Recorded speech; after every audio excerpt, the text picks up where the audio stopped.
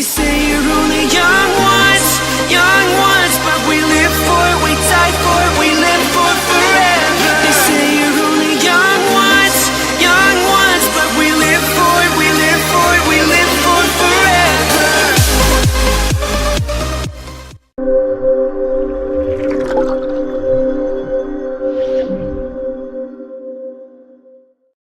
Hi there, hey there, hello there guys. I'm checking in with my first meal of the day. The avocado is not really the best looking avocado, but it was fresh, so I went ahead and put it on there, so I'm gonna go ahead and eat that. But on the eggs, I find that, I don't know if like most people, but with the egg yolk, sometimes it's a little too rich for me. So what I did is I have one full egg, and I have 3 tablespoons of egg whites, and then I also did put a 1/4 cup cheese in there to up my fats, in a tablespoon of oil. So this is going to be my meal for today right now, and hopefully I'll be able to check in with you guys later. Bye. Hi there, hey there, hello there guys. I'm checking in with you today for another What I Eat in a Day. I've already recorded the food and stuff that I ate today, and I decided I want to start kind of doing these little openers just to talk to you a little bit about how I'm feeling. I know to say a lot, so I'm so sorry. I'm trying to break a habit. But I want to talk to you about temptation. And today we had went to my mama's house, which is my mother-in-law. I call my mom, and my mother-in-law is mama. So we went to mama's house, and my husband was fixing a door at our house. And you know, I enjoy spending time with family so very much, and sometimes it's hard when people don't eat the same kind of foods that you eat. And luckily I have people that understand. I have a great support system. You know, so they did order pizza, but they also ordered me wings. And you guys know me and wings. That's what I eat all the time. And that's just because it's a really easy, safe bet for, you know, eating out and things like that. Because as long as you can make sure that the sauce and stuff is good, and there's not, you know, sugars and things like that, those are really, really, really great options. So I had, there we go with again. So I had chicken wings with some ranch dressing, and I had a salad. But, you know, temptation is hard, and I used to be the type of person, I couldn't resist temptation. It was one of those things of, if I was around it, I had to eat it, even when I started this way of eating. There were even people at the church that would tell me, oh, so you must be cheating today. You know, they knew any time that we had a gathering or a get-together that I was going to cheat. And I would. There was one time we had our church camp, and I got left unattended for 3 minutes. Nobody was with me. And when they came in, I was sitting in the kitchen at the little counter table, and I had demolished 3 brownies and a donut, breadsticks. And this is in 3 minutes. 3 minutes of being alone. I completely blew it. And that was really hard for me to admit, you know, because I had a problem. And I've talked about it before. I have an addiction, an eating addiction. And nobody wants to admit that something has that strong a power over them. But I've kind of a little bit overcame. I'm not going to say I'm completely cured of it at all, but I try. And that's the thing. I mean, when you think about the word try, what does it mean? You know, when someone says, I'll try. I mean, you either do or you don't. Try is not even, what does it even mean? There is no definition for the word to try. You're trying to do something. I'm trying to quit. Well, you either are quitting or you aren't quitting. There is no kind of in the middle. You know, either you are or you're not. And I'm doing it. I'm doing it. It's not easy. It's not fun by any means. It's hard turning down great food. And in the video that you'll see, there was pizza, and I videoed it because I could eat Little Caesars pizza like nobody's business. I could eat almost a whole pizza by myself, and wings.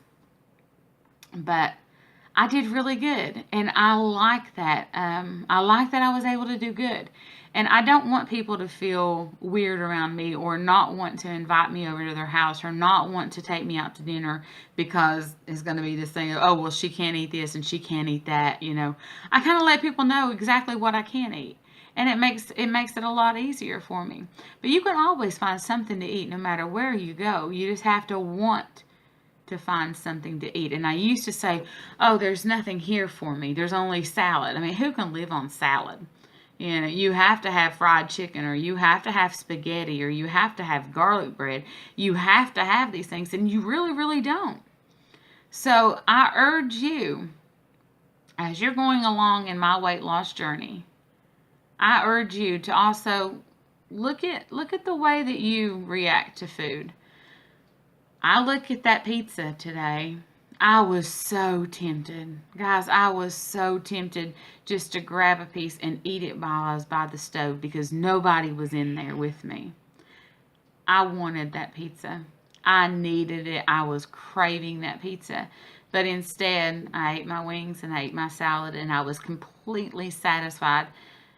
And it would have been so easy for me to just give in. And most people say, oh, well, it's just one time. One piece of pizza is not going to kill you.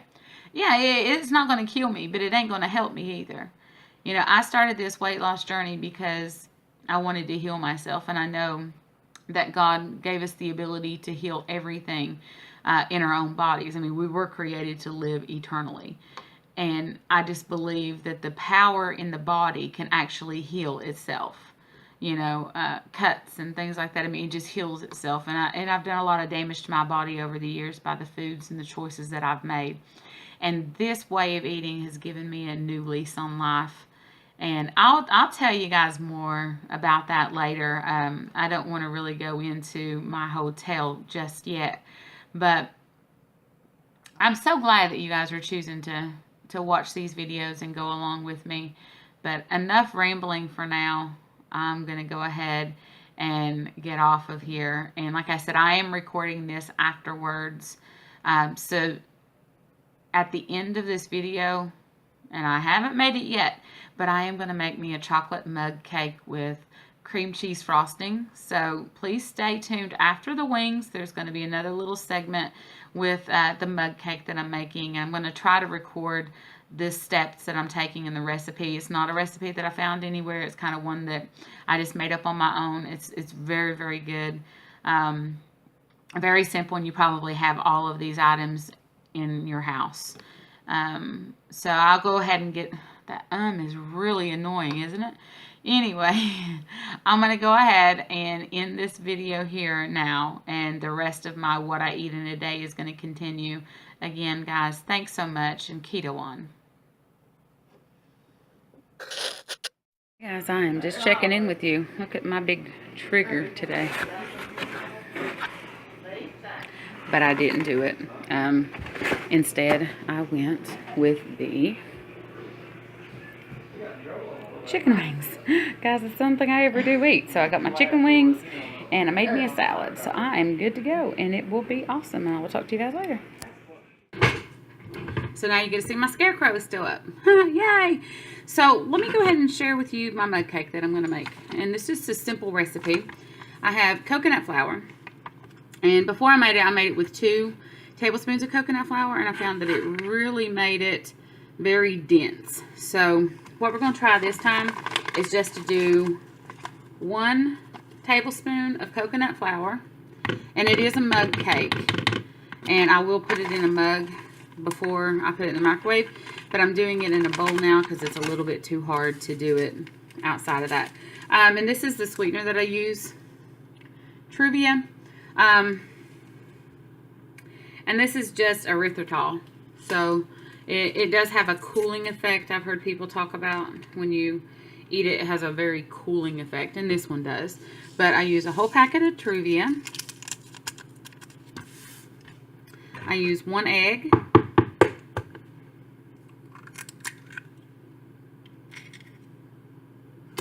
got something to put that garbage in, but I didn't. I also use baking powder. And this is a ½ teaspoon. I guess you can really use what you want, but I kind of like a mug cake that what's the word? Fluffs up, I guess. I don't know the right word for it, but I like it fluffy. So I use half a teaspoon, sorry, of that. And my measuring cup just got in the egg, and I need to wash that off before I get my cocoa powder. There we go. Again. Okay. And I'm going to use ½ a teaspoon. Well, actually, I want to use like a full teaspoon of vanilla. So with this, I am going to do, whoops, a little bit more than I wanted to, but it's all right. Okay, vanilla.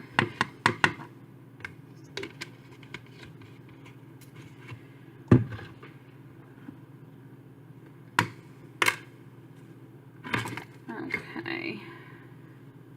And now I have,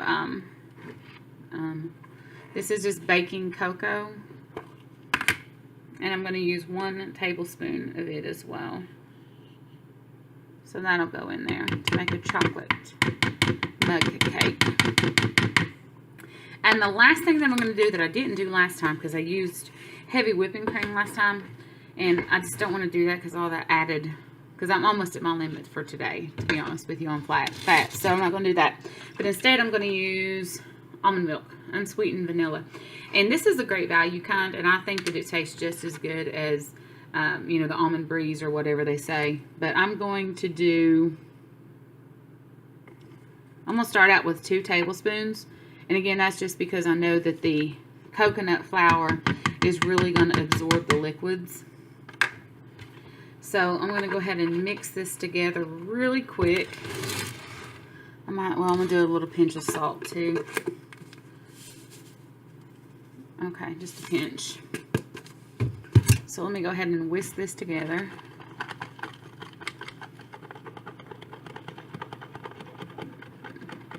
And you can always get more if you need more liquid or whatever the case is. And this cocoa powder just does not want to dissolve very well. So you might have to fight with it a little bit. Which I'm getting it everywhere, but that is okay.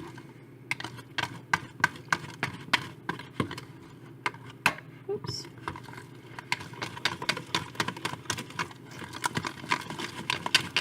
And it has a pretty thick consistency right now, which, I mean, you could leave it this way and it'd kind of be more like a brownie. I'm going to add another tablespoon of the almond milk.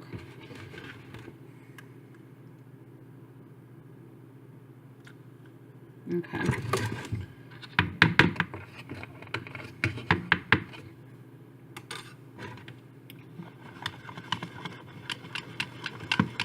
Okay, now that's more cakey. Like, okay.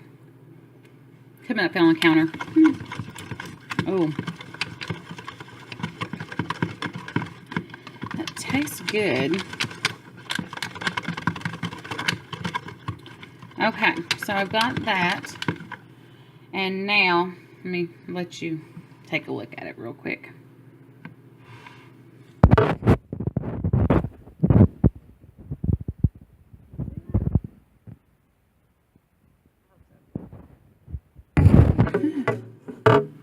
Well, this is interesting. I've never done one of these videos before, actually showing you what I'm doing. So, yeah, I'm making a complete fool of myself. But that is okay, because that's what this is all about.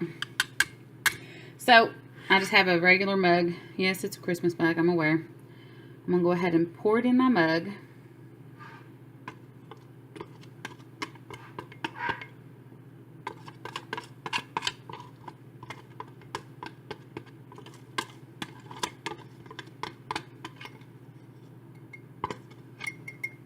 And I'm going to put it in the microwave real quick. So let me go ahead and do that and I'll be right back. Okay guys, I'm back. So I have my mug and I had to leave it in probably for about two minutes and a half, I guess, for it to get done. But let me go ahead and show you.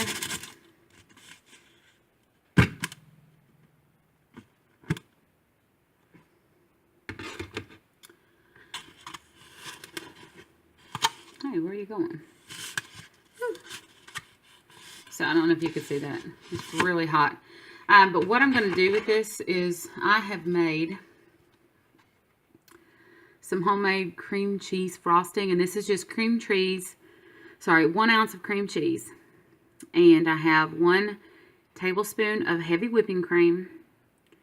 And I did 1 truvia packet in that. So as soon as this gets a little bit more, I don't want to put it on it while it's really, really hot, because it's just going to melt. But yeah, so this is going to be my frosting for the top of this.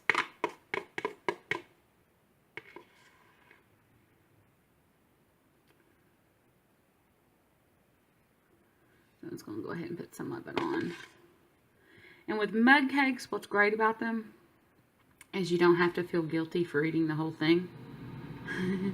Because that's what it's designed for. But as you can see, it's starting to melt off and everything. But I'm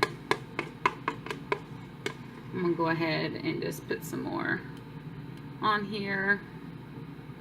Guys, this is a really good recipe. So, and what I'll do is I'll go ahead and post it down too. Because I know I was giving it to you as we were going on. But I know that it's hard to take that down while you're doing the video. But don't worry, I'm going to do a taste test with you too, so you can see I'm not just lying. I'm not really going to not eat it.